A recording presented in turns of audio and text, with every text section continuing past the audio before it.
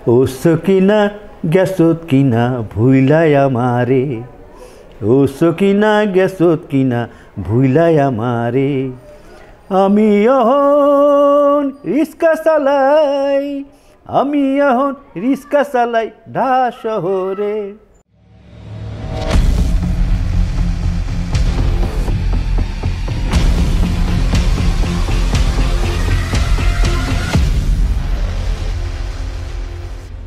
সুধী দর্শক মণ্ডলী, বি বাংলা টেলিভিশনের পক্ষ থেকে আপনাদের সবাইকে জানাচ্ছি সাদর সম্ভাষণ। শুরু করছি বড় মানুষের ছেলেবেলা। আজ আমরা আমাদের স্টুডিওতে এমন একজন মানুষকে উপস্থিত করেছি যিনি একজন সুসংগঠক। সেই সংগঠকের গল্প আজ আমরা শুনব, তার ছেলেবেলার গল্প শুনব। চলুন শুরু করা যাক। আসসালামু আলাইকুম। আমরা আজ আপনাকে উপস্থিত করেছি আপনার ছেলেবেলার গল্প শুনব। তো আপনার ছেলেবেলার গল্প যাওয়ার আগে আমি আপনার পরিচয়টা আমাদের দর্শককে জানাতে চাচ্ছি। আমার নাম শুকুর সালেক। আমি ঢাকাবাসী একটা প্রতিষ্ঠান আছে পুরনো ঢাকায়, ঢাকার সংস্কৃতি ঐতিহ্যকে রক্ষার জন্য কাজ করে, সেটা সভাপতির হিসেবে দায়িত্বে আছি। সেই পুরনো ঢাকায় আমার কাজকর্ম শুরু। ছোটোবেলা থেকে আমি এই কার্যক্রমে, এই প্রতিষ্ঠানের মাধ্যমেই আমার কার্যক্রম শুরু করি। ভাইয়া, আপনি আপনার স্কুল জীবন থেকে আমরা শুরু করি। আপনার ছেলেবেলা? আমি হাজারীবাগ নবাবগঞ্জ সরকারি প্রাথমিক বিদ্যালয়ে পড়াশোনা করতাম। তখন ক্লাস 3-4 পড়ে এরকম। তখন ছোটোখাটো তখনকার এই খেলাধুলা ছিল প্লাস্টিক কাপে ফুটবল খেলা, প্লাস্টিক কাপে বিভিন্ন ক্রিকেট খেলা, ব্যাডমিন্টন খেলা, যে এইগুলো খেলাধুলার মধ্যে খুব সম্পৃক্ত ছিলাম। এবং তখন থেকেই আমি ওই স্কুলে যখন পড়ি তখন থেকেই আমার সামাজিক কর্মকাণ্ডের প্রতি আমার একটা ঝোঁক ছিল।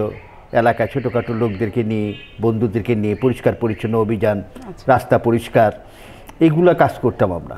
এটা কত বছর বয়স থেকে করতেন আপনার মনে আছে? তখন আমার বয়স যখন 7-8 এরকম, তখন থেকে আমি এই কাজের সাথে সম্পৃক্ত। উৎসাহটা কার থেকে পেলেন? আপনার নিজের থেকেই আসলো? উৎসাহ উদ্দীপনা এলাকায় তখন অনেকে, সেটা বাবা মা, বিশেষ করে আমার মা বাবা ছিলেন, ওনারা আমার সর্বাত্মক সহযোগিতা করেছিলেন। ডান পিঠে ছিলাম, সারাদিন ঘুরে উড়াতাম, লাঠিম খেলা খেলতাম, এগুলো নিয়ে সারাদিন করতাম। স্টুডেন্ট যে খুব একটা ভালো ছিলাম তা না, কিন্তু পড়াশোনা করতাম, মোটামুটি পাস করতাম এরকম। মানে ফেল কখনো ছিল না। তো শৈশবে এই ঘুড়ি উড়ানো, লাঠিম খেলা, এটার জন্য প্রচুর বাড়িতে বকাঝকা খাতাম, মাঝে মধ্যে পিটুনিও খেতাম, এরকমও ছিল। তো আমি সারাদিন এগুলোই করতাম, খেলাধুলা করতাম। আর হলো রাতে আবার পড়াশোনার সময় ঠিকই আমরা পড়াশোনা করতাম। আমি প্রাইমারি স্কুলে ওই 1st, 2nd, 3rd-এ থাকতাম না, কিন্তু এরপরে 2, 3, 4th, 5th-এর মধ্যে কিন্তু আমার স্থান থাকতো। স্টুডেন্ট ভালো ছিলাম, যাই করতাম, রাতে পড়াশোনাটা করতাম। বাবা উৎসাহ দিতেন। আমার বাবা ছিলেন খুবই আন্তরিক এ ব্যাপারে, যথেষ্ট সহযোগিতা করতেন। আমার বন্ধু মহল যারা ছিল তারাও সহযোগিতা করতেন। এ পাড়া থেকে ও পাড়া, ও পাড়া থেকে এ পাড়া, সারাক্ষণই আমরা খেলাধুলার মধ্যে ছিলাম। সামাজিক কর্মকাণ্ডের প্রতি যে ঝোঁকটা ছিল সেটা কিন্তু মা বাবার থেকেই আসতো। তারা সবসময় সহযোগিতা করতেন যে মানুষের ভালো কাজ করো, মানুষের প্রতি আন্তরিকতা দেখাও, পরের উপকারী করো। এই যেহেতু আমি ঢাকার ছেলে, আমাদের ঢাকার মানুষগুলো একটু অতিথিপরায়ণ, মানুষের প্রতি আন্তরিকতা আছে, সে কারণেই আমরা তখন থেকে আমরা মানুষ, ছোটোবেলায় আমরা কেউ হসপিটালে যাবে, তাকে একটা অ্যাম্বুলেন্স ডেকে দেওয়া, একটা রিক্সা দেওয়া, তাকে উঠিয়ে দেওয়া হসপিটালে নেওয়ার জন্য। তখন থেকেই অনেকে আমরা অন্যদের যারা একটু বয়স্ক যারা আছে তাদের কাছে পয়সা নেব, যে এই রুগীটা যাবে, ওনাকে একটু হেল্প করি, আপনি কিছু পয়সা দেন, এইরকম করে কিন্তু অনেককে আমরা হেল্প করেছি। তখন থেকে আমরা ছোটোখাটো একটা প্রতিষ্ঠান গড়ে তুলি ঢাকাবাসী। পাশাপাশি আমি কর্মী সংঘ করেছি এবং অনেক এই হাজারীবাগে অনেক প্রোগ্রাম করেছি। ছোটোখাটো মানুষকে ত্রাণ দেওয়া, মানুষকে সামাজিক কর্মকাণ্ডে উদ্বুদ্ধ করা, এভাবেই কিন্তু আমার ছোটোবেলার এইটা শৈশবটা কেটেছে। খেলাধুলার পাশাপাশি আমি সামাজিক কর্মকাণ্ডের সাথে স্বতঃস্ফূর্তভাবে আমি সম্পৃক্ত ছিলাম। সে কারণেই আমার এলাকাবাসী, আমার বন্ধুবান্ধব, আমার বাবা মা, এদের উৎসাহ উদ্দীপনায় কিন্তু আজকে আমি সেই শিশুকাল থেকে শুরু করে আমার যৌবনকাল, এখন অনেকটা বয়স হয়ে গেছে, ছেলে বড় হয়ে গেছে, তো তারপর আমি আমার এই কাজে সার্বক্ষণিকভাবে আমি এই সামাজিক কর্মকাণ্ডের সাথে সম্পৃক্ত। স্কুলে আপনি খেলাধুলা করতেন তো, মানে স্কুলের বার্ষিক প্রোগ্রামগুলো হয় সেখানে তো আপনি অংশগ্রহণ করতেন, আর এখন তো আপনার এই যে ঘুড়ি খেলা দেখা যায় না, তো আপনি তো খুব ঘুড়ি উড়াতেন, ঘুড়ির প্রতিযোগিতাও করতেন, লাটিম খেলা, আর কি কি খেলা পারতেন আপনি? আমি ওই সময় বিশেষ করে ফুটবল খেলতাম, ছোটোবেলায় ব্যাডমিন্টনের প্রতি খুব ঝোঁক ছিল যে আমি ব্যাডমিন্টন খেলবো। পাড়ায় যারা ব্যাডমিন্টন খেলতো, বাসার থেকে যারা একটু আমাদের সিনিয়র বড় ভাইরা ছিল তাদের কাছে আমি অনেক সময় গিয়ে বলতাম যে আমাকে একটু নেবেন। সারাদিন কাজ করাইতো, কাজ টাজ করে একটু খেলতে দিত আমাদের। ওই রকম না, এমনও দেখা গেছে বাসার থেকে বাড়ির না বলেই, যেটা বলে বাড়ির বাল্ব নিয়ে ওই যে রাতে যখন আমরা ব্যাডমিন্টন খেলি, হ্যাঁ তাদেরকে দিতাম, এই যে আমি আমার একটা বাল্ব দিলাম, আমি 20টা টাকা দিলাম, এগুলো দিয়ে, হ্যাঁ এই কাজগুলো না বলেই নিতাম। সেটা অনেকটা অন্য শব্দ ইউজ হয়, আমি সেটাই নাই বা বললাম। এগুলো নিয়ে কিন্তু আমি ব্যাডমিন্টন খেলতাম। তো মূল এটা ছিল আমার ব্যাডমিন্টন খেলাটা, ইয়েতে যে আমি ভালো একজন ব্যাডমিন্টন খেলোয়াড় হব, এইরকম আমার একটা চিন্তা ধ্যান ধারণা ছিল। তখন থেকে আমি খেলাধুলার প্রতি ছিল। তখন বিভিন্ন টুর্নামেন্ট হতো ঢাকা শহরে, ছোটোখাটো যে টুর্নামেন্ট হতো সব টুর্নামেন্টে আমি কিন্তু অংশগ্রহণ করতাম। হ্যাঁ, এবং ঢাকা শহরে শিশুকাল থেকে একটু, আর যখন বড় হলাম, ঢাকা শহরে যতগুলো ব্যাডমিন্টন টুর্নামেন্ট হতো সব টুর্নামেন্টে আমরা এখানে কিন্তু, আমার একটা বন্ধু ছিল কালিক, ওর সাথে আমরা আমাদের মডার্ন ক্লাবে, আমাদের এখানে মডার্ন ক্লাব আছে, আমাদের হারুন ভাই ছিল, উনি আমাদেরকে এই সহযোগিতা করতেন। বলতো তখন ব্যাডমিন্টন খেলতাম, 15 টাকা দামের একটা ব্যাডমিন্টন আমার খেলা আছে, চায়না থেকে এখানে পাওয়া যেত বাংলাদেশে, 15 টাকা দিয়ে, এইটা দিয়ে আমি খেলতাম। আমি এখনও খেলেছি যে 10,000 12,000 টাকারও এখনও ব্যাডমিন্টন আমি খেলেছি আমি একসময়, এইরকমও খেলেছি। তো ওই যে 15 টাকার ব্যাডমিন্টন খেলাটা, যেটা এই র্যাকেট নিয়েই কিন্তু আমি একসময় বাংলাদেশে যেটা কোচিং সেন্টার বলে ক্রীড়া আমাদের সংস্থা যেটা আছে, সেখানে ব্যাডমিন্টন, বাংলাদেশ ব্যাডমিন্টন ফেডারেশনে তারা বাংলাদেশে চাইনিজ কোচ, চীন থেকে কোচ আসলো, তো তাদেরকে সেখানে আমি দেখলাম যে পেপারে একটা নিউজ দিচ্ছে, তখন দৈনিক বাংলা পত্রিকায়। তো এটা দেখে আমি গেলাম, আমার মনে আছে এখনও, আমি টেম্পুতে চড়ে গিয়েছিলাম। তখন আমি আর আমার একটা বন্ধু দুজনে গিয়ে কোচিং সেন্টারে, চাইনিজ কোচ নিজে সিলেক্ট করলো কিছু ছেলে পেলে, ঢাকার থেকে আমি সুযোগটা পেলাম। সেই সুযোগে আমি চাইনিজ কোচের রংশু করে এক ভদ্রলোক আছেন যিনি, ওনার সুবাদে আমি ওই কোচিংটা করলাম 1 মাস। খেলার পরপরই আমি সাথে সাথে বাংলাদেশের যে জুনিয়র ন্যাশনাল টুর্নামেন্ট যেটা হইলো, সেই জুনিয়র ন্যাশনালে আমি কিন্তু খেললাম ঢাকা জেলার থেকে। হ্যাঁ, ঢাকার ছেলে হিসেবে সেই সুযোগটা আমার, মবিন ভাই ছিলেন আমাদের ব্যাডমিন্টন ফেডারেশনের সব সেক্রেটারি, উনি আমাকে এই সুযোগটা করে দিলেন। সাইফুল ইসলাম পিন্টু ন্যাশনাল প্লেয়ার, ওনারা উৎসাহ উদ্দীপনায় কিন্তু আরও একটু বেশি রকম আগ্রহ দেখালাম। তো তখন আমি ওই খেলার সুযোগটা হওয়ার পরে ন্যাশনালে আমি সেমিফাইনালে গিয়ে কিন্তু গিয়ে আমার যে প্রতিদ্বন্দ্বী ছিল তার কাছে হেরেছি, এবং খুব ফাইট হয়েছিল ডাবলসেও সিঙ্গেলসেও। এরপরেই সুযোগটা হলো আমি ফার্স্ট ডিভিশনে প্রথম বিভাগ ব্যাডমিন্টনের সুযোগটা পেলাম, এবং প্রথম বিভাগে গিয়ে আমি খেললাম, দিলকুশাতে খেলেছি, ওয়ারিতে খেলেছি, ঢাকা ব্যাডমিন্টন ক্লাবে খেলেছি, এভাবে কিন্তু আমি খেলেছি, এবং কয়েক বছর আমি খেলেছি এরকম, এবং প্রথম বিভাগ ব্যাডমিন্টন ইয়েতে। তখন কিন্তু ওই 15 টাকার ব্যাডমিন্টনের কথাটা আমার মনে পড়তো। তখন আমি দামি দামি ব্যাডমিন্টন র্যাকেট নিয়ে খেলতাম। এরপরে আমি ঢাকার বাইরেও যেতাম অনেক সময়, আমাদের পুরনো ঢাকায় বলে খ্যাপ খাওয়া খেলা, মানে খ্যাপে যেতাম এরকম, যে আমাদের নিয়ে যেত, আমরা যাইতাম। তো এইরকম কিন্তু ছোটোবেলায় যেটা করছি, একটু বড় হওয়ার পরে কিন্তু এগুলো করছি। পাশাপাশি ব্যাডমিন্টন ফেডারেশন আমি খেলাধুলাটাই বেশি করবো, তখন শুরুটা, তখন প্লেয়ার হিসাবে আমাকে চিনতো সবাই। তো তখন আমি ব্যাডমিন্টন ফেডারেশনের কয়েক বছর আমি খেলা ছেড়ে দেওয়ার পরে আমি কয়েক বছর মেম্বারও ছিলাম ব্যাডমিন্টন ফেডারেশন, এবং ওদের এই ফাঁকে আমি একটা সুযোগ আমার আসলো যে ব্যাডমিন্টন ফেডারেশনের যারা খেলা পরিচালনা, যেমন রেফারি থাকে, আম্পায়ার থাকে, আমি কিন্তু সেই সুযোগটাও পেয়েছিলাম। কয়েক বছর আমি ব্যাডমিন্টন ফেডারেশনে আম্পায়ার ছিলাম এবং ওদের খেলাধুলাগুলো পরিচালনা করতাম। এবং একসময় আমি অগ্রণী ব্যাংক ব্যাডমিন্টন টুর্নামেন্ট যেটা আছে সেই বড় বড় টুর্নামেন্ট যেটা হয়তো কোচিং সেন্টার বা স্টেডিয়ামে, মিরপুর স্টেডিয়ামে, ইনডোর স্টেডিয়ামে, সেই টুর্নামেন্টগুলো কিন্তু আমি চালাইছি। তারপরে এক সময় আমি ফুটবল খেলতে খেলতে খেলতে কিন্তু আমি সেকেন্ড ডিভিশন পর্যন্ত ফুটবল খেলেছি।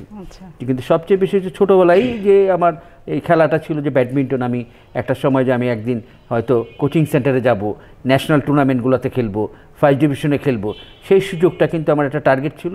এবং এই শিশুবেলাতে ওই খেলাধুলার প্র্যাকটিস, অনুসরণ, ধৈর্য এবং নিয়মিত প্র্যাকটিস এগুলো করাতেই কিন্তু আমি আমার নির্দিষ্ট লক্ষ্যে আমি পৌঁছাতে পেরেছেন।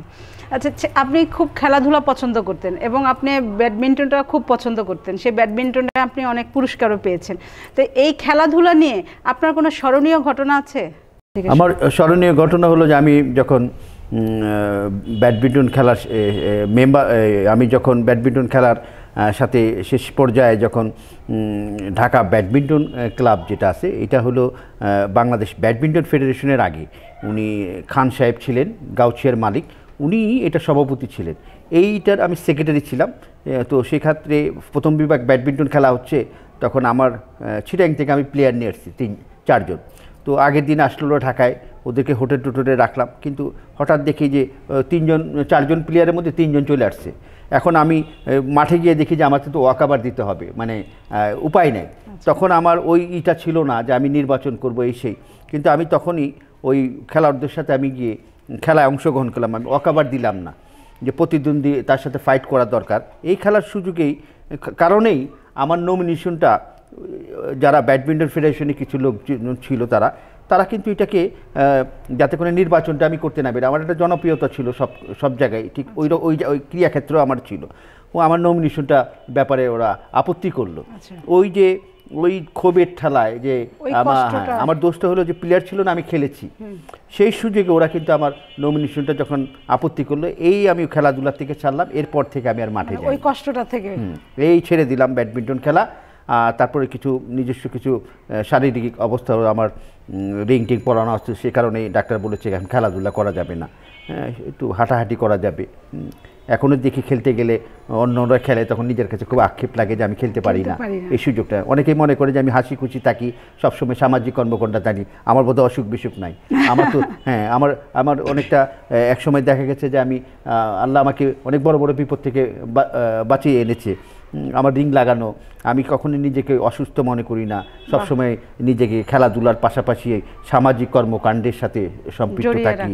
এই করোনার সময় যে কাজগুলো গেছে আমাদের, এই করোনার সময় মানুষকে ত্রাণ দেওয়া, হসপিটালে নেওয়া, রক্ত দেওয়া, এই কাজগুলো যেগুলো আছে আমরা করেছি। শুধু মানুষকে খাবার বিষয়টা না, যেমন আমাদের বিশেষ করে এই পুরনো ঢাকায় যে ঘোড়াগাড়িগুলো আছে, এই অবুঝ যে পশুগুলো প্রাণী রয়েছে, এগুলোর খাবার কিন্তু আমি জোগাড় করে দিয়েছি। আমার বন্ধু বান্ধব যারা রয়েছে তারা স্বতঃস্ফূর্তভাবে আমাদেরকে সহযোগিতা করেছে। ভাই, আপনি সাঁতার কাটতে পারেন? আমি সাঁতার ওই রকম একটা নাই, কারণ আমার সাঁতার জানা নাই, কিন্তু আগ্রহ ছিল। কয়েকদিন আমি প্র্যাকটিস করেছি, তারপর থেকে আমার ওই সুযোগটা হয়নি। কিন্তু আমি হ্যান্ডবল খেলেছি সেকেন্ড ডিভিশনে। আমাদের একটা হ্যান্ডবল টিম ছিল, এটা হলো ফুটবলার যে কায়সার হামিদ এবং আমাদের বাংলাদেশের রানী হামিদ যিনি দাবার, উনার হাজব্যান্ড ছিলেন কর্নেল হামিদ, উনি ক্রীড়া পরিষদের সহসভাপতি ছিলেন। উনার অনুপ্রেরণায় আমরা এই হাজারীবাগ থেকে পুরনো ঢাকাতে একটা হ্যান্ডবল টিম নিয়ে যেতাম এবং বেশ কয়েক বছর আমরা খেলেছি। আমাদের বন্ধু খোকন, তারপর আমাদের আরও 2-4 জন বন্ধুরা রয়েছিল, তাদের সর্বাত্মক সহযোগিতা আমরা এই পুরনো ঢাকা থেকে একটা হ্যান্ডবল টুর্নামেন্ট টিম নিয়ে কিন্তু আমরা আউটার স্টেডিয়ামে কিন্তু আমরা খেলতাম। অন্য যে খেলাগুলো আছে যোগ ছিল, কিন্তু ওই রকম একটা, কিন্তু ব্যাডমিন্টনের প্রতি বেশি যোগ ছিল, ফুটবলের প্রতি বেশি যোগ ছিল। আচ্ছা, আপনি তো সংগঠন করেন, এই সংগঠন করতে যে কখনো বাধাপ্রাপ্ত হয়েছেন? আমি সামাজিক কর্মকাণ্ড শুরুটাই হয়েছে আমি যখন ছোটোবেলা থেকে কাজ করি, আমার যেখানে পুরনো ঢাকায় থেকে যে এলাকা থেকে কাজ করি, এই এলাকায় পুরনো ঢাকায় কাজ করাটা খুব টাফ। এখানে অনেক ঝক্কি ঝামেলা থাকে, এখানকার মানুষগুলো এক এক রকমের। এখান থেকে বের হওয়া, আগে তো কোনো কাজকর্ম করতে গেলে আমরা খুব বাধা পেতাম। শুরুটাই যখন ছিল বিভিন্ন সময় সামাজিক কর্মকাণ্ডে করতে গেলে কিছু বাধা ছিল। যেমন আমি এটা রিক্সাওয়ালাকে আমার অনুষ্ঠানে হয়তো বসাতাম, একজন শ্রমিক ভালো মানুষ তাকে বসাতাম, আমি একজন ওখানে দেখা গেল যে এখন বিখ্যাত লোক জুয়েলার্সকে নিয়ে আসতাম, বিখ্যাত লোক আমাদের সেই শামীমারা নিপাকে নিয়ে আসতাম এই হাজারী পার্কে। এমন কোনো লোক নাই যে আমাদের রুনালালার মতো লোকরাও কিন্তু আমরা নিয়ে আসতাম। তো এইরকম প্রতি অনুষ্ঠানে কিন্তু এই হাজারীবাগে আমরা নিয়ে আসতাম বহু মন্ত্রী। বাংলাদেশে বিশেষ করে এই হাজারীবাগে আমরা যত মন্ত্রী আসছে বোধহয় এইরকম কেউ আনিনি, প্রতিদিনই একটা না একটা মন্ত্রী নিয়ে আসতাম আমি। তো এগুলা করতে গিয়ে কিন্তু কিছু মানুষ আছে যে যারা এই জিনিসটাকে পছন্দ করতেন না। তাদের বিষয়টা হলো যে আমি এলাকায় প্রভাবশালী, আমার টাকা প্রতিপত্তি আছে, হ্যাঁ, আমাকে একটু হুজুর একটা ভাব এরকম কিন্তু সেই জিনিসটা করিনি। সে কারণে অনেক সময় সাফারার হয়েছি, এখনও যে না হই না তা না, এখনও অনেকে চেষ্টা করে। কিন্তু আমার বন্ধু বান্ধব যারা রয়েছেন, হ্যাঁ, যারা সর্বাত্মক, বিশেষ করে আমাদের এই যে কিছু ঝক্কি ঝামেলা থাকে অনেক সময়, আমাদের ভাই বন্ধু এরা সারা আছে, সবসময় আমাদেরকে স্বতঃস্ফূর্তভাবে সহযোগিতা করে। সে কারণে ওই জিনিসটা এখন নেই। তারপরে যে বিষয়টা হলো যে এখান থেকে আমাদের শুরুটা হাজারীবাগ থেকে।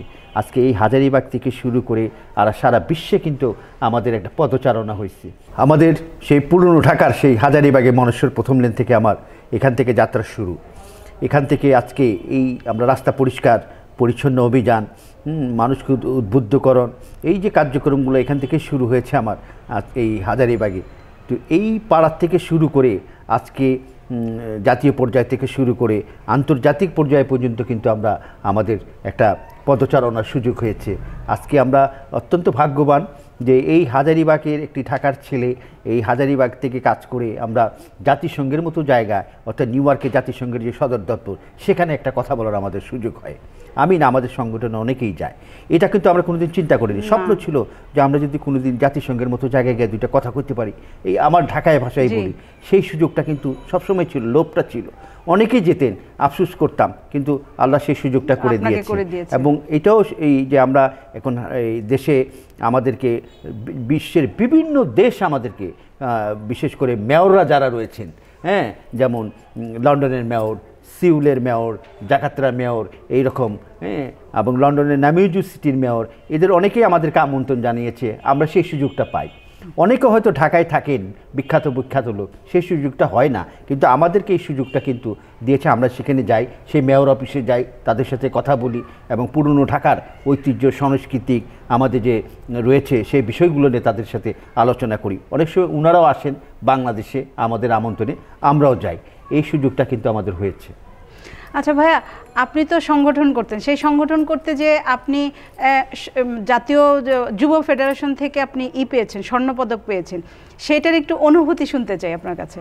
আমি এই শুরুটা কাজ যখন করি, আমার সেই প্রথম শুরুটা যখন হয় আমাদের, আমরা যুব ক্রীড়া মন্ত্রণালয়, যখন যুব ও ক্রীড়া মন্ত্রণালয় হয়নি, তার আগে থেকেই কাজ করি। আমার বিশেষ করে আমাদের যারা একটু সিনিয়র বড় হয়ে আছেন, বাংলাদেশ জাতীয় যুব সংগঠন ফেডারেশনে এখন উনি প্রেসিডেন্ট দুলাল বিশ্বাস, আমাদের টেলিভিশনে যে আইন আদালত অনুষ্ঠান হতো রেজাউর রহমান, ঠিক এই সমস্ত কিছু লোক যারা রয়েছেন আমাদের, ইনারা কিন্তু আমাদের প্রথম দিকেই আমাদেরকে অনেক, আমির হোসেন খান বাংলাদেশ দোকান মালিক সমিতির, উনি চাঁদপুর সমিতির সভাপতি ছিলেন এবং জেসিসির কর্মকর্তা ছিলেন। এই সমস্ত লোকগুলা কিন্তু আমাদেরকে, আনোয়ার সৈয়দ আনোয়ারুল হক মুক্তিযোদ্ধা সংসদের চেয়ারম্যান ছিলেন, ওনারা কিন্তু আমাদের সর্বাত্মক সহযোগিতা করেছেন। এবং এক পর্যায়ে কিন্তু আমরা এইখান থেকে যখন কাজটা শুরু করি, আমরা সেই 1997 সালে আমরা স্বতঃস্ফূর্তভাবে আমরা কাজ করি এবং ওই যুব মন্ত্রণালয় যখন হয়নি তখন থেকেই কিন্তু আমরা এই কাজ করি যুবকদের নিয়ে। এই যুব কার্যক্রমের দেশে আমাদের বিশেষ কাজের জন্য 1997 সালে আমি এই সার্কভুক্ত দেশের এই 7 দেশের মধ্যে সার্ক সচিবালয় কর্তৃক আমি প্রথম সার্ক যুব স্বর্ণ পদকে ভূষিত হই। কিন্তু এর আগে আমাকে কিন্তু ন্যাশনাল অ্যাওয়ার্ড দেওয়া হয়নি। এমনও দেখা গিয়েছে যে ন্যাশনাল অ্যাওয়ার্ড দেওয়ার সুযোগ হয়েছে, একদিন আগে বলে যে দেওয়া যাবে না, কারণ আমি কোনো পলিটিক্স করি না, রাজনৈতিক করি না। সে কারণে রাজনৈতিক না করার পিছনেই আমাকে কিন্তু সে পুরস্কারটা দেওয়া না। কিন্তু আমি, আমার প্রস্তাব গিয়েছে মন্ত্রণালয়, এরকমই হয়েছে। কিন্তু তত্ত্বাবধায়ক সরকারের সময় আমাকে আমার এই সামাজিক কর্মকাণ্ডের জন্য ওনারা আমাকে ডেকে নিয়ে জাতীয় যুব পুরস্কার দিয়েছে যুব ক্রীড়া মন্ত্রণালয়। আমি এই অন্যান্য দেশের বাইরেও পুরস্কার পেয়েছি দেশে, কিন্তু সবচেয়ে বড় যে পুরস্কারটা যে আমার দেশের যে জাতীয় যুব পুরস্কারটা যেটা আছে যুব ক্রীড়া মন্ত্রণালয়, এটা আমি পেয়েছি। আমি খুব আশাবাদী, আমি একজন সার্থক হিসেবে নিজেকে মনে করি।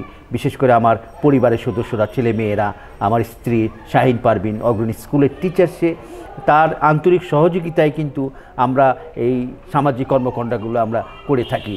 আমরা সবাই ভলেন্টিয়ার হিসেবে, কোনো বিদেশি টাকা নাই আমাদের এই প্রতিষ্ঠানটি, এবং আমাদের এই কার্যক্রমের সাথে আমাদের যারা স্থানীয় মুরব্বীরা রয়েছেন, যারা আছেন, সবাই আমরা কিন্তু এই প্রতিষ্ঠানে আমরা নিয়মিত একটা মাসিক চাঁদা দিই।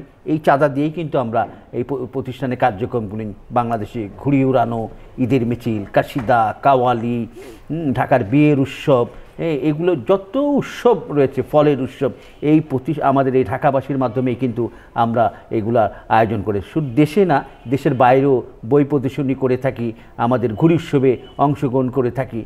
এবং এই আমাদের বাংলাদেশের শিল্পকলা একাডেমির সাথে আমরা একটা বড় ইভেন্ট করে থাকি অনেক সময়, সেটা হলো এশিয়ান দেশের ঘুড়ি, অর্থাৎ আমাদের দেশের ঘুড়ি এবং এশিয়ান যে সমস্ত দেশের ঘুড়ি আছে, এটার একটা পরিচয়ের একটা মেলার একটা সুযোগ হয়, সেই কাজটাও আমরা করি। আচ্ছা ভাইয়া, আপনার সাথে গল্প করতে অনেক মজা লাগছে, তা আমি একটু আপনার থেকে আপনার ছেলেবেলার ঈদের দিনের গল্প শুনতে চাই। আমি ছোটোবেলায় ঈদের সময় যখন আমরা হতো, সেই সময় ছোটোবেলায় ঈদের আগের দিন যখন ছিল, তখন একটা উৎসব ভাব থাকতো, কখন জামা কিনবো, যখন আগামী কার বাসায় যাব, পয়সা আনতে, টাকা পয়সা এই করে একটা কাগজে ছোট্ট করে রেখে যাব, বোনের বাসায় যাব, খালার বাসায় যাব, মামার বাসায় যাব, উমুক আঙ্কেলের বাসায় যাব, এই লোভটা ছিল। ওনারা গেলে তারপর সালাম দিলে তারপর পয়সা দিব, এটা ছিল তখন ছোটোবেলায়। এটা সবারই থাকে, আমি না, সবারই থাকে, এটাই ছিল। নতুন জামা কাপড়ের একটা আবদার থাকে, সেই সুযোগটা দিত। এবং বোনরা যারা রয়েছে, বোনগুলো আমার অনেক আগে বিয়ে হয়ে গেছে, তো এরা বোনগুলো কিন্তু আমাদের কাপড় চোপড় পাঠাতো, সাথে সাথে বাবা মাও দিত। তো তখনকার ঈদগুলো ছিল একটা উৎসবের মতো। ঈদের দিন কখন নামাজ পড়তে যাব, আগের দিন রাত্রেবেলা মেহেন্দি কখন লাগাবো, এই বিষয়গুলো ছিল। এবং সেই ঈদের উৎসবগুলো কিন্তু আগে একটু অন্যরকম ছিল। এখনকার উৎসব তো এখন আধুনিকতার ছোঁয়ায় সেই উৎসবের কিন্তু থাকে না। তারপরেও আমরা কিন্তু সেই উৎসবের দিকটা, যে পুরনো ঢাকায় আমাদের ঈদের মিছিল হতো একসময় নবাবী আমলে, শিশুবেলায় আমরা হয়তো সেই সুযোগটা পাইনি। একসময় দেখলাম পত্রপত্রিকায় যে এরকম ঢাকার ঈদের মিছিল হতো। সেই ঈদের মিছিল রেলি আমরা করতাম, কিন্তু ওই ঈদ মিছিল করতাম না। এখন আস্তে আস্তে সেই ঈদের মিছিল বাংলাদেশের অনেক সবচেয়ে বড় একটা উৎসব হয়ে থাকে ঢাকার ঈদের মিছিল। সেই ঈদের মিছিল আমাদের পুরনো ঢাকায় আমাদের লুৎফুর হাসান বাবু ভাই, আমাদের পুরনো ঢাকার সেই হাজি আব্দুল সালাম, আমাদের পুরনো ঢাকার সে সমস্ত আরও কিছু মুরব্বী রয়েছেন, আসফরুজ্জামান সোহরাব ভাই, আমাদের ওনারা আছেন। এই আমাদের বিশেষ করে সাবেক খাদ্যমন্ত্রী এবং আমাদের মাননীয় সংসদ সদস্য অ্যাডভোকেট কামরুল ইসলাম এমপি, উনি, এবং আমাদের ইনাম আহমেদ চৌধুরী স্যার, যিনি আমাদের আওয়ামী লীগের উপদেষ্টা পরিষদের সদস্য, এই লোকগুলোর উৎসাহ উদ্দীপনায় আমরা কিন্তু ঢাকায় একটা বড় আসর করে থাকি, সেটি হলো ঈদের মিছিল। এবং এই ঈদ মিছিলটা কিন্তু দিন দিন কিন্তু এটা বৃদ্ধি পাচ্ছে, এবং রাষ্ট্রীয় বড় অনুষ্ঠানগুলোর মধ্যে, তার মধ্যেও কিন্তু এটা যদিও রাষ্ট্রীয় পৃষ্ঠপোষকতা করে না, বেসরকারিভাবে হয়ে থাকে, কিন্তু এই ঈদ মিছিলটি আমরা মনে করব যে সরকার বিশেষ করে রাষ্ট্রীয়ভাবে এটা পালন করবে। সারা বিশ্বেই কিন্তু এরকম উৎসব হয়, ইন্দোনেশিয়ায়, মালয়েশিয়ায় এরকম ঈদের দিন একটা উৎসব হয়, এরকম। তো আমাদের দেশেও কিন্তু এটা মোগল আমলে হতো। আমরা চাই যে এই ঈদ মিছিলটা যেটা আছে, এটা রাষ্ট্রীয়ভাবে সংস্কৃতি মন্ত্রণালয় এবং রাষ্ট্রের যারা মূল দায়িত্বে রয়েছেন, তারা কিন্তু এই উৎসবটি পালন করতে পারে। তাহলে সারা বাংলাদেশে এটি একটা আমাদের সেই বৈশাখী উৎসবের মতোই কিন্তু একটা উৎসবের পরিণত হবে, এটাই আমরা আশা করছি। আচ্ছা, ঈদ নিয়ে আপনার কোনো ওই যে ঈদের সালামি, ওই সালামিটা দিয়ে কি করতেন আপনি? আমরা ঈদের সময় যে সালামিটা হতো, সেই সালামিটা নিয়ে আমাদের পুরনো ঢাকা চকবাজারে একটা মেলা হতো। এই মেলায় গিয়ে মেলার জিনিসপত্র কিনতাম, এখান থেকে আবারও কিছু জিনিস কিনতাম। বাবা মারা তখন এই সুযোগটা, মেলা চকবাজারে একটা বড় মেলা হতো, এই মেলায় আমরা অনেক দিন দেখছি। এখন আস্তে আস্তে এই মেলাটা উঠে গেছে রাজনৈতিক কারণে, তারপর অন্যান্য যে বিষয়গুলো থাকে বিশেষ করে, তো সেই কারণেই ওই মেলায় আমরা কিন্তু সুযোগ থাকতো যে চকবাজারের মেলায় যাব, চরকিতে চড়বো, ঘোড়া গাড়িতে চড়বো, ঠিক এইরকম। এবং পয়সার সুযোগ পেলেই আমরা কিন্তু পুরনো ঢাকায় তখন এই ঘোড়া গাড়িগুলো যেগুলো আছে সেগুলো ফ্রি থাকে। ওই সময় কিন্তু এই আমাদের পুরনো ঢাকায় সহ নতুন ঢাকায় যেগুলো রয়েছে বিশ্ববিদ্যালয় এলাকায়, বনানী, গুলশান, এই আমরা এই ঘোড়া গাড়িতে চড়ে কিন্তু ঘুরতাম। এটা কিন্তু আমাদের একটা ছিল। এবং অনেকে আবার পয়সা করে আমরা চড়ুই ভাতির মতো একটা আয়োজনও থাকতো এইরকম। সেই আয়োজনটার মধ্যে আমরা অংশগ্রহণ করতাম এবং এটা পারিবারিকভাবেই হতো। বিশেষ করে ঈদের দিন সিনেমা দেখতে যেতেন হলে? সিনেমা প্রথম খুব সিনেমা দেখতাম বলাকা সিনেমা হলে, হ্যাঁ, যে নতুন কি ছবি আসছে চলো যাই। প্রথম দিকে এটা খুব ঝোঁক ছিল, এখন আর এই সুযোগটা নাই। আপনার প্রথম সিনেমা কোনটা মনে আছে হলে গিয়ে দেখেছিলেন? আমার প্রথম যে ছবি ছিল যে আবার তোরা মানুষ হও, যে ছবিটা, এটা আমি দেখেছিলাম। আর অবুঝ মন বড় পর্দায় দেখা একটা সুযোগ বলাকা হলে প্রায় আমরা যেতাম। ছবি টবি বের হলে। এই ছবি দেখা নিয়ে কখনো পিটুনি খেয়েছেন? ছবি অনেক সময় স্কুল পালায় গিয়ে আমরা কিন্তু ছবি দেখতাম। এটা কিন্তু পরে যখন জানতো বাবা একটু পিটুনি দিত এবং ভাইগা টাইগা থাকতাম। এইরকমও ছিল কিন্তু সেই ছোটোবেলাগুলো। অনেক সময় ঘুড়ি উড়াইতে যেমন আমি পিটুনি খেতাম, হ্যাঁ, সারাদিন তো থাকতাম আকাশের দিকে তাকায় থাকতাম, কখন ঘুড়ি আসবে, ঘুড়ি ধরবো। এগুলোতে তো তখন এই আমাদের ইসের মধ্যে, চেহারার মধ্যে কিন্তু একরকম কালো একটা আবরণ চলে আসতো সারাদিন রোদ্রের মধ্যে থাকলে। এইটা দেখে কিন্তু মাও বলতেন যে তুই রোদ্রে যাইস না, তুই এগুলা করিস না, এই দেখ তোর চেহারার দিকে দেখ, খাওয়া দাওয়া নাই। এরকম ছোটোবেলাগুলো এরকম ছিল। বন্ধুবান্ধব নিয়ে ঘুরতে চলে যেতাম। তবে একটা জিনিস ছিল, যাই করতাম বাবা মার প্রতি শ্রদ্ধা রেখে সবসময় আমরা কিন্তু এখনকার এই সুযোগটা নাই। শিশুবেলায় আমাদের ভালো ছিল। এখন আমরা যখন বয়স আসতে এসে তখন মনে হয়তো এখন মনে হয় আমাদের যে আমাদের শিশুকালটাই আমাদের সবচেয়ে ভালো ছিল। টেনশন ছিল না, হ্যাঁ, আনন্দ উৎসবের মধ্যে থাকতাম, পড়াশোনা করতাম, বাকি সময়টি তো খেলাধুলা করতাম। হ্যাঁ, এই সুযোগটা কিন্তু আমাদের ছিল। এখন বড় হয়ে বুঝি যে দায়িত্ব বেড়ে গেছে, সামাজিকতা, অনেক বড় বড় ঝুঁকি নিয়ে কাজ করি। হ্যাঁ, তবে মানসিক একটা শান্তি যে আমি দেশের কাজ করছি, মানুষের জন্য কাজ করছি। আমি একটা ভিন্ন প্রসঙ্গে আসি। হ্যাঁ, প্রসঙ্গটা হচ্ছে মানে আপনার বিয়েটা কি প্রেমের বিয়ে? আমার বিয়েটা আসলে প্রেমের বিয়ে না, আমি আমার কাজিনকে বিয়ে করছি। আমাদের পুরনো ঢাকায় যারা আছে আত্মীয়দের মধ্যে বিয়ে করে, তো সেই বিয়েটার সুযোগটা হলে যে আত্মীয়ত্বের মধ্যে রাখে, এখন ঢাকার বাইরে অন্যদেরকেও দেয়। সেই সুযোগটা হয়েছিল। ও আমার ফ্যামিলির বড় মেয়ে আর আমি ফ্যামিলির বড় ছেলে। আমার বাবা এবং মা, আমার চাচা, তারা মানে পারিবারিকভাবেই বিয়েটা হয়েছে, ঠিক করেছে, সেটা হয়েছে। আপনার পছন্দ ছিল তো নিশ্চয়ই? এবং অবশ্যই পছন্দ ছিল। ওনাকে নিয়ে কখনো ঘুরতে গিয়েছিলেন বিয়ের আগে? বিয়ের আগে না, ওর যখন ও আমার একসময় ভাইয়া ডাকতো। আচ্ছা, ও ম্যাট্রিক পরীক্ষা দিতে যাবে, আমার কাছে এসে বলে যে আসসালামু আলাইকুম ভাইয়া। আমি বললাম যে ওয়ালাইকুম আসসালাম, কী খবর তোমার? বলে যে আমি তো পরীক্ষা দিতে যাব। ওই পরীক্ষার সুবাদে ও একদিন ওখানে যাওয়া। আর হলো যে তখন ও কলেজে পড়ে, তখন ওকে অনেক সময় দেখতে যেতাম, অনেক সময় হয়তো আমি নিজেই নিয়ে আসতাম। কিন্তু ও একটা, আমার যে স্ত্রী শাহিন পারভিন, ও একটা খুবই ভালো মানুষ।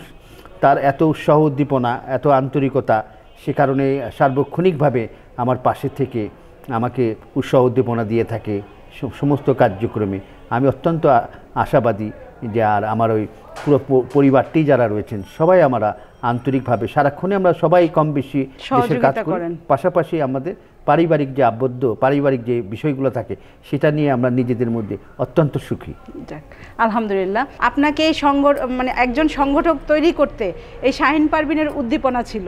তো এই শাহিন পারভিনকে কিছু বলতে চান আপনি আজকে? আমার স্ত্রীকে বলবো যে ও প্রায় অসুস্থ থাকে, হ্যাঁ, তারপরে সে মানুষটি দেশের বাইরে সে পড়াশোনা করেছে এবং সে বিভিন্ন দেশে, সে আমার মতো কিন্তু অনেক জনপ্রিয়। সে বিশ্বে যুব উৎসবে সে অংশগ্রহণ করেছে। আমার স্ত্রী শাহিন পারভিন প্রথম যুব উৎসব যেটা হয় লিসবনে, পুর্তগালে, সে কিন্তু কখনো কোনো দিন প্লেনে চড়েনি, সে কখনো কোনো বিদেশ যায়নি, ঢাকার বাইরে যায়নি। হঠাৎ তার একটা সুযোগ হয়ে গেল। আমি দুলাল দা, আমরা সবাই, আমার আজাদ ভাই, শিরিন আপার, আমাদের যে শিরিন আপা আছে তার হাজবেন্ড, উনি আমাদের ভাইস প্রেসিডেন্ট, ওনার সহধর্মিনী যারা রয়েছেন এরা সবাই মিলে কিন্তু স্বতঃস্ফূর্তভাবে আমাদেরকে সহযোগিতা করেছে ওই সময়। একটি মানুষ সকালে ভিসা নিল, দুপুরবেলা ডলার ইনডিউস করলো, সে জানেও না যে আজকে তার যাওয়া হবে, এবং সন্ধ্যাবেলা সে তার ফ্লাইট, কোনোদিন সে প্লেনেও চড়েনি, কখনো বিদেশ যায়নি, সেই মানুষটি গিয়েছে। কিন্তু সেই মানুষটি কিন্তু আজকে সামাজিক কর্মকাণ্ডে আমাকে কিন্তু স্বতঃস্ফূর্তভাবে আমাকে সহযোগিতা করে। উনি একজন ভালো শিক্ষিকা, তার যে একজন ভালো মানুষ, হ্যাঁ, এবং আমার একজন আমার স্ত্রীকে আমি বলবো সে খুব একজন ভালো ভালো মনের মানুষ একজন, এবং তার একজন ভালো বন্ধু আপনার। আমার একজন ভালো বন্ধু, সে আমার সাথে শেয়ার করে সাংসারিক বিভিন্ন বিষয়ে। কিন্তু আমি হয়তো দেখা যায় পারিবারিকভাবে দেখা গেলো যে আমি এই সামাজিক কর্মকাণ্ডে এইগুলোর সাথে জড়িত থাকার ফলে অনেক সময় দেখা গেলো যে আমি বাসায় বাজারের ব্যাগ নিয়ে গেছি, আমি কিন্তু বাজারে ব্যাগ সকালে নিয়ে গেছি, আমি কিন্তু সন্ধ্যাবেলা এসে আমি বাজার করতে পারিনি। এইরকমও ঘটনা কিন্তু ঘটে আমার বাসায়। আমি হয়তো বের হলাম একটা লোকের সাথে, এখান থেকে হ্যাঁ বলে, আবার আমি যখন রাগ টাগ করে একটু বলি যে খুব রাগ হয়েছে, আচ্ছা বলো, একটু বলি যে তুমি মন ভরে আমার বকাঝোকা দাও, হ্যাঁ, আবার একটু হাসায় দেই, তেমন ঠিক হয়ে যায়।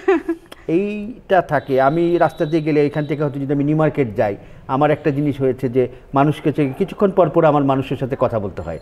আমি একটা লোক সালাম দিল, কেমন আছেন, ওরা কিন্তু অন্তর থেকে ভালোবাসে। এই জিনিসটা আমি পাইছি। আমি মানসিকভাবে একটা কিন্তু খুবই শান্তি, যে আমার আত্মতৃপ্তি, যে আমি রাস্তা দিয়ে গেলে এখান থেকে যদি নিউ মার্কেটে যাই, আমি যদি কোনো সময় আমি আমার বাইকটা না নিয়ে রাস্তা দিয়ে গেলে একটা লোক আমার বললো কোথায় যাবেন ভাই, আমি দেখা গেলো আমি নিউ মার্কেটে গেলাম, ওনার রিক্সা দিয়ে ওনার চলে গেলেন, চলেন ভাই।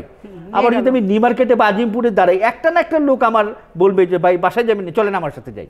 এই যে মানুষ যে আমাদেরকে ভালোবাসে, হ্যাঁ, তাদের যে আন্তরিকতাটা, সেটাই কিন্তু আমি তাদের কাছে যে জিনিসটা পাই, এটা অনেকই। আমি একটা আমার অনেক সময় দেখি যে এই যে মানুষ আমার কাছে আসে, আমি কিন্তু শুধু ঘুমানোর সময়টা, বাকি সময়গুলো কিন্তু আমি কাজ করি মানুষের জন্য কোনো না কোনোভাবে।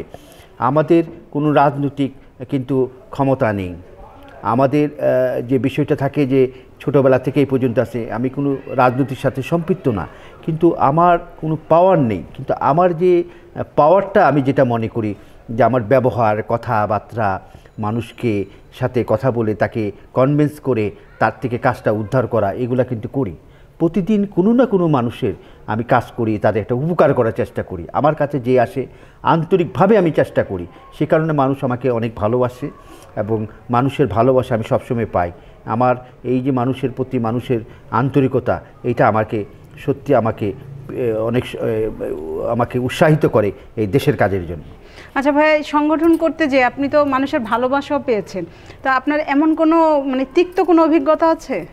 যেন আমি যখন দেশের কাজ করতে যাই, হয়তো দেখা গেলো যে একটা প্রভাবশালী একটা লোকের বিরুদ্ধে যে আমি যদি কোনো অ্যাকশন নিতে যাই, অ্যাকশন মানে কি, তার বিরুদ্ধে নিয়মতান্ত্রিকভাবে যদি কোনো বিষয়ে এগিয়ে যাই, কাউকে যদি বলি যে আপনি এই কাজটা করছেন না, এমনও সময় গেছে যে জীবনের ঝুঁকি নিয়েও আমি কিন্তু কাজ করেছি, ঘুমাইতে পারিনি, মামলা মোকদ্দমা সেই ছোটোবেলার থেকেই। কিন্তু এখনও যে হচ্ছি না তাও না, কিন্তু এখনও কিন্তু অনেক হচ্ছি। হ্যাঁ, অনেক সময় কত রকমের মামলা হামলা হুমকি দিয়ে থাকে। হ্যাঁ, এবং সেটা কিন্তু আমরা করি না, কারণ আমরা জানি যে দেশের কাজ করব। আমি নিজে কোনো অন্যায় করি না, অতএব আমি কাউকে অন্যায় করতে দিব না, আমার কিন্তু বাধা থাকবেই। হ্যাঁ, কিন্তু সেই জিনিসটা থাকে, চেষ্টা করি, তারপর আমরা এগিয়ে যাই। তারপর আমাদেরকে এগিয়ে যেতে হবে দেশের কাজের জন্য। আমরা যদি মানুষকে উপকার না করি, হ্যাঁ, তাহলে কারা করবে? কারণ আমাদের মতো এই দেশে যারা আছি, আমাদের মতো যারা সামাজিক কর্মকাণ্ডের সাথে যারা নিজের খায়া, হ্যাঁ, অন্যের জন্য কাজ করি, আমরা তো কোনো রাজনৈতিক দলে সম্পৃক্ত না, আমরা কিন্তু কোনো রাজনীতি পাবো না। আমরা যে বললাম যে আমাদের পাওয়ারটা হলো আমাদের ব্যবহার, আন্তরিকতা। হ্যাঁ, আমাদের দেশে আমরা এটাও জানি, আমরা যারা এই যে আমাদের এত অর্জন, জাতীয় পুরস্কার, আন্তর্জাতিক পুরস্কার, আমরা দেশের বাইরে যে পুরস্কার বা অন্য যে পুরস্কার পাচ্ছি, জানি আমাদের দেশে যারা সামাজিক কর্মকাণ্ড করে, এইটা কিছু মানুষ কিন্তু মনে করে যে তাদের কাজকর্ম নাই, এইটা একটা খায় না, কোনো কাজকর্ম নেই, এটা একটা কাজ করছে। কিন্তু এই কাজ করার পিছনে যে একটা আত্মতৃপ্তি, একটা মানসিক একটা শান্তি, সেটা কিন্তু আমরা পাইছি। আজকে যদি দেশের না কাজ করতাম, আজকে যদি ওই রাস্তা পরিষ্কার না করতাম, ওই মানুষটাকে হসপিটালে নিয়ে না যেতাম, আজকে যদি ঘোড়ার ঘাওয়ানগুলো না দিতাম, আজকে যদি আমাদের যে কাশিদা গায় যারা আমাদের এই ব্যান্ড পার্টিওয়ালারা যারা এই করোনার সময় তারা বেকার, তাদের ওখানে অন্ন দেওয়ার, তাদের খাদ্য দেওয়া, চিকিৎসার ব্যবস্থা, এই কাজগুলো যদি না করতাম তাহলে তো আজকে আমাদের এই অবস্থান থাকতো না, ওই হাজারিবাগের সীমাবদ্ধতা থাকতো। ওখানে ওই প্লাস্টিক কাপ, ওই যে ফুটবল টুর্নামেন্ট, এখন ওই প্লাস্টিক কাপ নিয়ে খেলাতে করতাম। এখন তো আমরা বড় বড় সোনার মেডেল পাই, প্লাস্টিক কাপ না। কিন্তু এই সুযোগটা কিন্তু আমাদের হয়েছে। ভাই, আপনি তো বিভিন্ন দেশ ভ্রমণ করেছেন, তো এই দেশ ভ্রমণ করতে যে কোন দেশে আপনি গিয়েছেন এবং কোন দেশ আপনার কাছে বেশি ভালো লেগেছে? আমি বিভিন্ন দেশে যাওয়ার সুযোগ হয়েছে। আমার একসময় খুব আক্ষেপ থাকতো যে আমাদের যে কিছু কিছু সংগঠনের সাথে সম্পৃক্ত করতাম যে আমার একটু ইন্ডিয়া পাঠান না, হ্যাঁ, বলে যে না এখন তোমার সময় হয়নি, এরকমই ছিল। কিন্তু ছোটোবেলার থেকেই ছিল যে আমি যদি এটা সুযোগ হয়, পৃথিবীতে সবচেয়ে বড় একটা সুযোগ হলো যে চোখ দিয়ে কোনো কিছু দেখা, এক এক দেশের এক এক সংস্কৃতি, এক এক দেশের এক এক ঐতিহ্য, এগুলা আমার সুযোগ হয়েছে এই সামাজিক কর্মকাণ্ডে থেকে। বিভিন্ন বড় বড় যে উৎসবগুলো হয় দেশের বাইরে, যুব উৎসবগুলা, বিভিন্ন অনুষ্ঠানগুলো হয়, জাতিসংঘের যে সমস্ত অনুষ্ঠানগুলো হয়, ইউনেস্কোর যে সমস্ত অনুষ্ঠানগুলো হয়, এই সুযোগটা হয়েছে আমার। এই সুযোগটা আমি না, আমার মতো অনেককেই তৈরি করে দিয়েছেন আমাদের দুলাল বিশ্বাস, যিনি আমাদের ন্যাশনাল ফেডারেশন ইয়ুথ অর্গানাইজেশন। আমরা কিন্তু ওনার থেকে অনেক শিখছি এবং ওনার সুবাদে কিন্তু আমার এই প্রথম শুরুগুলো হয়েছে। এখন আমরা নিজেরা যেতে পারি, আমি আমার মতো অনেকেই, হ্যাঁ। তা আমাদের এই যে খোদাবক, সে কিন্তু অনেকগুলো দেশ ঘুরেছে আমার বন্ধু। তো আমি বিশেষ করে UK, USA, Saudi Arab, Indonesia, Malaysia, Singapore, Korea, Japan, এই সার্কভুক্ত যতগুলো, শ্রীলঙ্কা, মালদ্বীপ, এইরকম অনেক দেশ আমার সুযোগ হয়েছে। আমি সবচেয়ে আমার ভালো লাগছে যে আমি সৌদি আরবে যখন গিয়েছি, সেই জায়গাটার মধ্যে যে সেখানে গেলে আমার পরিবারের কথা মনে থাকে না, দেশের কথা মনে থাকে না, সংগঠনের কথা মনে পড়ে না, হ্যাঁ। ওই জায়গাটা গিয়ে আমি সবচেয়ে আত্মতৃপ্তি পেয়েছি। সেটা হলো যে আমি আল্লাহর ঘরে যখন গিয়েছি, মক্কা শরীফে, মদিনাতে যখন গিয়েছি, তখন মনে হয়েছে যে এই পৃথিবীতে শুধু আমার কাউর নেই, শুধু আমিই বোধহয় আছি। সেখানে ধনী গরিব সবাই মিলে কিন্তু একসাথেই নামাজ পড়ছি, সেই ছুটে একসাথে খাওয়া দাওয়া করছি। আমি রোজার সময় গিয়েছিলাম, একসাথে ইফতার করছি। আমার একটা বন্ধু আছে, মান্নান করে নাম, আমরা লন্ডনে যাব, তো তখন আমরা যাওয়ার সময় এই ওমরা করে গেছিলাম, হ্যাঁ। তো সেই সুযোগটা আমার বিশ্বের অনেক দেশ করছি। আমার কোনো চাওয়া পাওয়ার কিছু নাই। আমি অনেক সময় দেখা গেছে আমি সিঙ্গাপুরে গেছি, বাইরে তো মালয়েশিয়ায় গেছি, হ্যাঁ। আমি যে দেশে গেছি পাশের একটা দেশে কিন্তু যাওয়ার একটা সুযোগ হয়েছে আমার। অনেকবার অনেক দেশেই আমি 5 বার 7 বার করে যাওয়া হয়েছে কিন্তু, হ্যাঁ। তো সেই সুযোগটা কিন্তু আমার হয়েছে। আপনি তো একজন সাংবাদিক, তো সেই সাংবাদিকতার কিছু গল্প শুনি। আমি ছোটোবেলায় তখন ক্লাস 5-6-এ পড়ি। আমার এখনও মনে আছে সেই পেপার কাটিংগুলো আছে। তখন আমাদের এলাকা ছোটোখাটো সমস্যাগুলো হয়তো, রাস্তা বাতি নাই, পরিষ্কার পরিচ্ছন্ন, মশক নিধন, বিমান থেকে মশক নিধন ছিটানো হোক, এগুলা। তারপরে যেমন আমাদের এই ব্যাংকের কোনো সমস্যা, টেলিফোন বিল নেওয়া হয় না, এই সেই, এগুলো নিয়ে কিন্তু চিঠিপত্র কলামে খুব লিখতাম। আচ্ছা, এটা খুব নেশা ছিল। আমি, আমার একটা বন্ধু আছে লিয়াকত হোসেন খোকন, তালেব হোসেন ধাকাইয়া, এরা আমরা খুব চিঠিপত্র লিখতাম। তখন আমি পুবানি পাঠক পাঠিকা সংসদের একজন সদস্য। তখন পুবানি বের হতো, সিনেমা পত্রিকা তখন। তো সেই সুবাদে আমি খুব লেখালেখি করতাম। তখন আমি দৈনিক পল্লী সমাচার নাম করে একটা পত্রিকা আছে, সেই পত্রিকায় আমি কিছু লেখালেখি শুরু করি, ছোটোখাটো কবিতা, ছোড়াটোরা। আসলে আমার ওইগুলো ওইখানেই সীমাবদ্ধতা ছিল। পরে আমি এই বিশেষ করে চিঠিপত্র কলামে খুব লিখতাম। এইটা খুব জনপ্রিয় হয়ে গেছিলো আমাদের কাছে। এখানে সবসময় এই ওয়াসার লোক আসতো, বিদ্যুতের লোক আসতো, টেলিফোনের লোক আসতো। তখন কিন্তু এগুলো অ্যাকশন হইতো, একটা বিভাগ ছিল। এখন চিঠিপত্র লেখা, এগুলো এখন অ্যাকশন হয় না, খোঁজও নেয় না, হ্যাঁ। তখন কিন্তু একটা চিঠিপত্র কলামে যদি দেখা যেত যে একটা রাস্তায় বাতি নেই, পরের দিন সকালবেলা ওই মিউনিসিপ্যালিটির লোকজন আইসা বলতো যে আপনি কোন বাসাটা ভাই, এই বলছেন এত নাম্বার বাসা ভাই, এইটা এই করে দিন। ব্যাংকের কোনো সমস্যা হয়েছে, বিল নিচ্ছে না বা এরকম কোনো সমস্যা হয়েছে, ব্যাংকের লোকরা এসে আমাদের সাথে টেলিফোনে কথা বলে যোগাযোগ করে বাসায় এসে এগ্রিমেন্ট করতো যে এইরকম কোনো কিছু হয়নি, আমাদের মধ্যে ছোটোখাটো মনমালিন্য হয়েছে, এইটা নিয়ে উনি আবার ব্যাংকে কাগজপত্র জমা দিতেন। এইরকমও কিন্তু ছিল। পরে আমি একটা যখন একটু হলো, তখন আমি একটা একটা পত্রিকা বের করলাম আমরা, ঢাকা শুধু পাক্ষিক ঢাকাবাসী নামে একটা পত্রিকা। এটা একটা ঐতিহ্যবাহী, এটা বিনোদনমূলক একটা পত্রিকা ঢাকার। এটা কোনো রাজনৈতিক দলের কোনো নিউজ থাকতো না, শুধু সংস্কৃতি নিয়ে। এই পত্রিকাটা দীর্ঘ 1991 থেকে শুরু করে আমি 2014-15 পর্যন্ত আমি চালাইছি।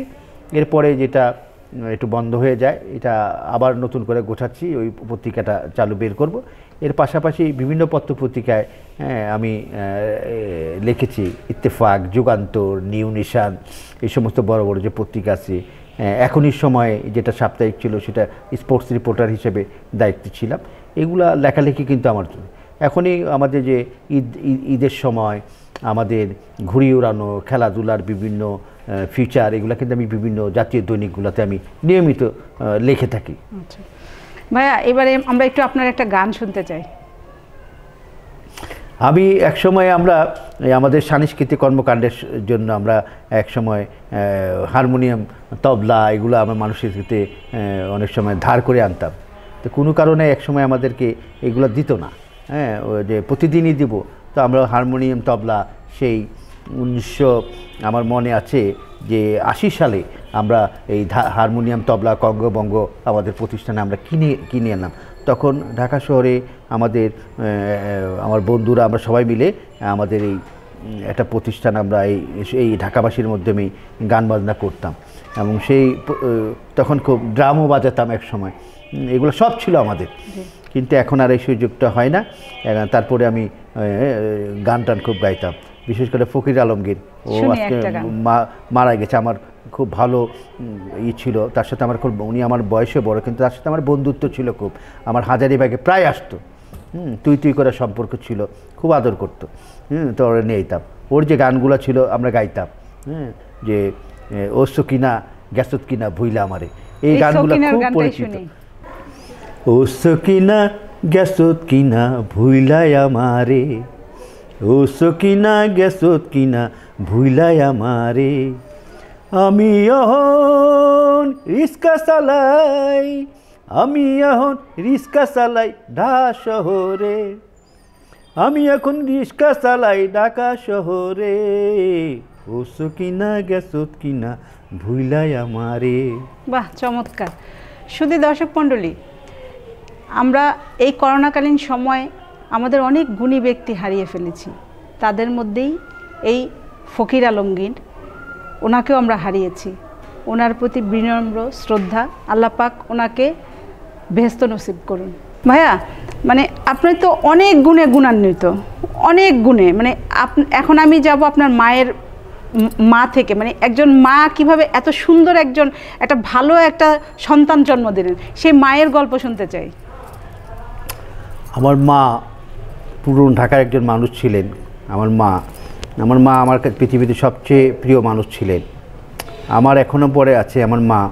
ছোটোবেলা থেকে মায়ের উৎসাহ উদ্দীপনায় কিন্তু আমি বড় হয়েছি। সেই মাটার কথা এখনও মনে আমার চোখে পানি আসে, যে মাটিকে প্রথম শুরুতেই কিন্তু অনেক কিছু লুকিয়ে লুকিয়ে কিন্তু আমাদেরকে বাবার কাছে বলতো না। সেই সারাদিন যাই করতাম, মার কাছে আসলে আমি কিন্তু তখন মার কাছে আসলে সমস্ত ক্লান্তি দূর হয়ে যেত। আমার সমস্ত আবদার ছিল মায়ের কাছে। এই মা কিন্তু আমরা 4 বোন ছিলাম এবং 3 ভাই ছিলাম। তার মধ্যে 3 বোন এখন আছে, 1 বোন মারা গেছে।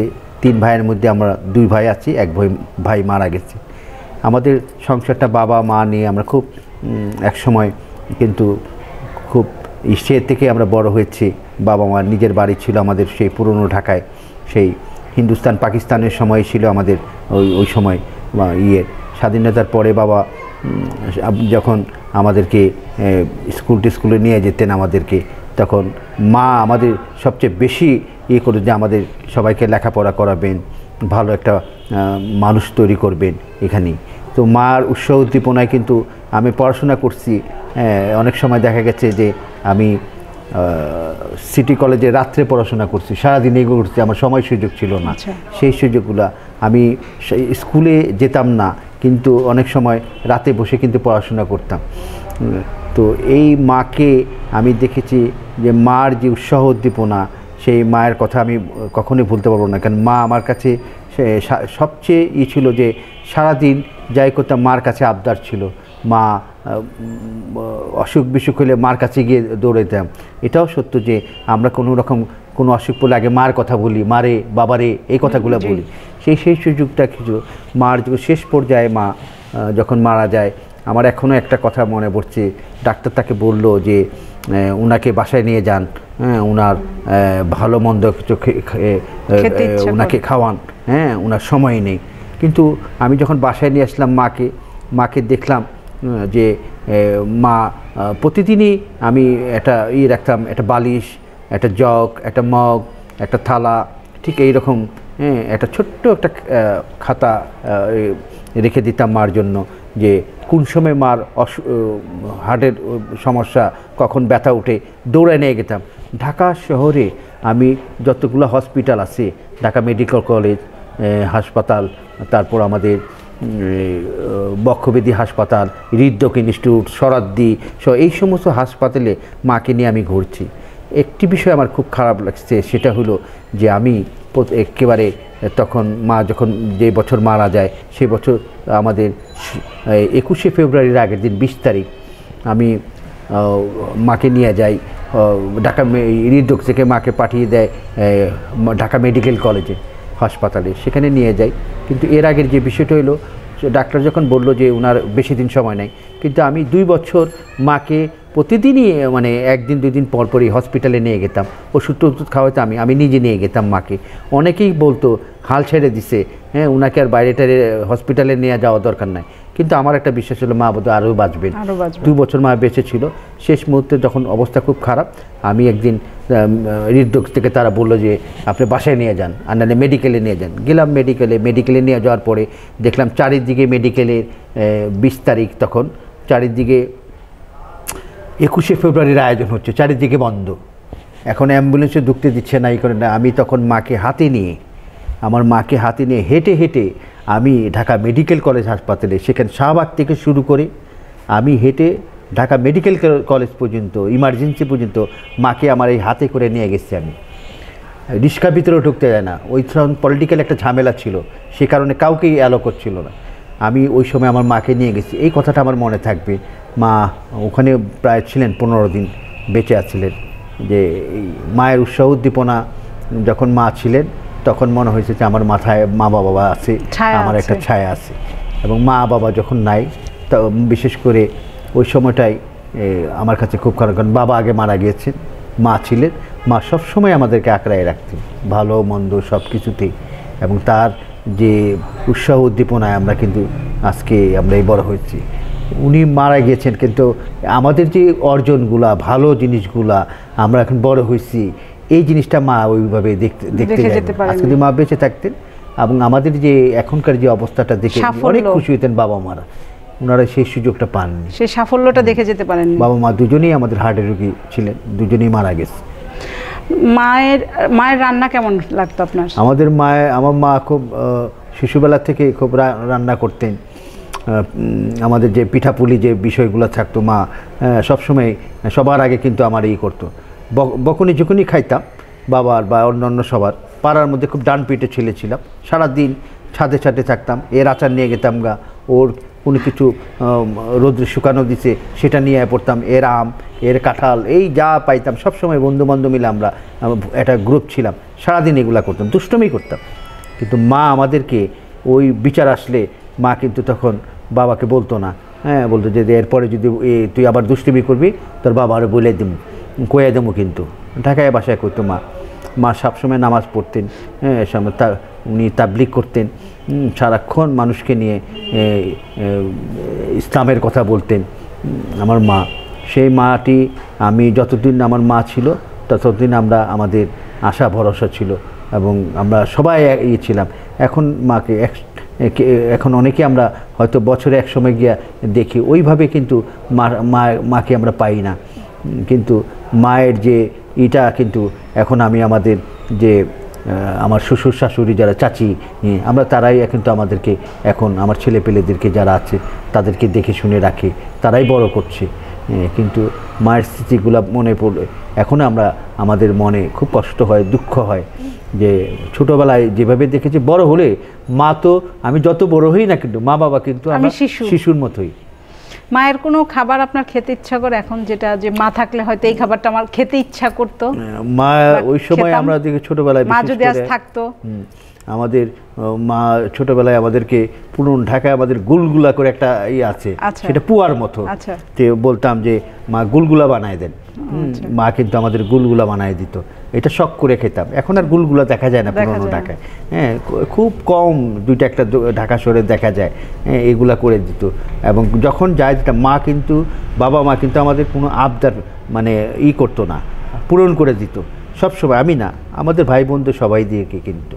সে কারণেই আজকে আমরা খুব সাধারণভাবে আমরা সবসময় চলাফেরা করতাম এবং সবাইকে কিন্তু এখন ওই আমাদের বাবা মারা যেভাবে দিছে সুযোগ সুবিধা, তার চেয়ে বেশি কিন্তু আমাদের ছেলে মেয়েরা এখন পাচ্ছে, হ্যাঁ সেই সুযোগটা কিন্তু হচ্ছে। ভাইয়া মানে অনেক গল্প হলো, আপনি তো এত গুণে গুণান্বিত, সব সাইড মনে হয় আমি বলতে পারিনি, আর কোন সাইডটা আপনার বাকি আছে? না, আমার আর কিছু এরকম কিছু নাই, আমি এই সব কিছুই আমার মোটামুটি এখানে চলে আসছে। আপনি যে প্রশ্নগুলো করেছেন, তো সেক্ষেত্রে সবই চলে আসছে। কিন্তু আমার এই সামাজিক, খেলাধুলা, অন্যান্য যেগুলা সাংবাদিকতা, আমার এই যে বিষয়গুলো ছিল, আমি যাই করছি সব সময় একটা জিনিসই পাইছি যে আমি কিন্তু সব সময় মানুষের চাপে থাকতাম। সব সময় মানুষ এখান থেকে বের হওয়াটা খুব টাফ, হ্যাঁ এখানে এই সামাজিক কর্মকাণ্ডে করে এখান থেকে, আমাদের পুরনো ঢাকার থেকে এখানে বের হওয়া খুব কষ্টকর। কারণ এখানে যে সামাজিকতা যে বিষয়গুলো থাকে, প্রভাবশালী ব্যক্তি, রাজনৈতিক ব্যক্তি, এখন আমি কিন্তু কোনো রাজনৈতিক ব্যক্তি বা প্রভাবশালী ব্যক্তি আমি কাউকে ওই রকমভাবে করি না। তোমার মতো তুমি কাজ করবো, আমি আমার মতো কাজ করব, তোমার তো জিন্দাবাদ করার কিছু নাই, তুমি আমার মতো কাজ করো, 10টা মানুষের উপকার করো, সেটাই আমরা করব। এবং সে কারণে অনেক সময় আমরা সাফারার হয়েছি। এখন কিন্তু একটা জিনিস হয়েছে যে আমাদের পাশে অনেক লোকগুলো আছে, আমাদের পাশে অনেকগুলা মানুষ আছে যে ভালো ভালো মানুষ কাজ করে, আমাদের পাশে দাঁড়ায়, এই জিনিসটা কিন্তু হয়েছে আমাদের, সে কাজটি কিন্তু। এবং আমি মনে করি যে আমরা আরও অনেক কাজ বাকি আছে, আমরা সেই নির্দিষ্ট লক্ষ্যে আমরা হয়তো বাকি জীবনটা যেটা আছে ওভাবে চালিয়ে যাব। বর্তমানে তরুণ প্রজন্মের জন্য আপনার কোনো কিছু বলতে চাচ্ছেন আপনি? নতুন প্রজন্মের কাছে অনুরোধ করব যে এখনকার যে যুগটা, যে বিষয়টা, পড়াশোনার পাশাপাশি আমি মনে করব যে আমরা যে কাজটি করছি, যে খেলাধুলা এবং আমাদের সাংস্কৃতিক কর্মকাণ্ড যেগুলো আছে, দেশের কাজের জন্য যেগুলো আছে, সেটা নিজেকে নিয়োজিত রাখবে। এবং অবশ্যই আমাদের এই যে সামাজিকতা যেটা আছে সেইগুলোর দিকে লক্ষ্য রেখেই, নিজের ভবিষ্যতের দিকে লক্ষ্য করি আমরা বলবো যে যুবকদেরকে, বিশেষ করে নতুন প্রজন্মের কাছে অনুরোধ করব যে পড়াশোনার পাশাপাশি আমাদের দেশের কাজ করবে, এটাই আমি আশা করব। ভাইয়া, একটা সাইড বাকি রয়ে গেল, আপনি তো একজন সফল পিতাও, তো আপনার সন্তানদের উদ্দেশ্যে কিছু বলেন। আমার ছেলে যে আছে সাকিব সালেক, আমার বড় ছেলে, আর একটা রাফান সালেক, আরও ছেলে আছে আমাদের ওই রাফান, লেমন, এরা আমাদের ছেলে। আমার বড় ছেলেটা যেটা আছে সেটা হলো যে ও এবার MBA করছে। আজকে ওর অনুষ্ঠান হলো BBA, ওর গ্রাউন্ড পড়ালো, বাবা মাকে ডাকলো। আজকে এই দিনে আমি খুব আনন্দিত যে আমার ছেলেটা, আমি খুব কষ্ট করে ও লিটল এঞ্জেল স্কুলে পড়ছে, তারপর ও আমাদের যে অগ্রণী স্কুলের পাশে একটা প্রতিষ্ঠান আছে সেই স্কুলে পড়ছে।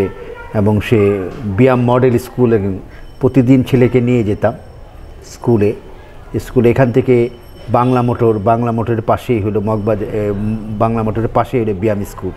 সকালে ওকে নিয়ে যেতাম, আমার কাজ হতো শেষ, ওকে আবার 2টার দিকে নিয়ে আসতাম, 2 ঘন্টা 3 ঘন্টা আমি বসে থাকতাম। কিন্তু এই যে আমার যাওয়া আসাটা, কষ্টটা এখান থেকে নিয়ে যাওয়া, সেক্ষেত্রে আমার কষ্টটা সফল হয়েছে।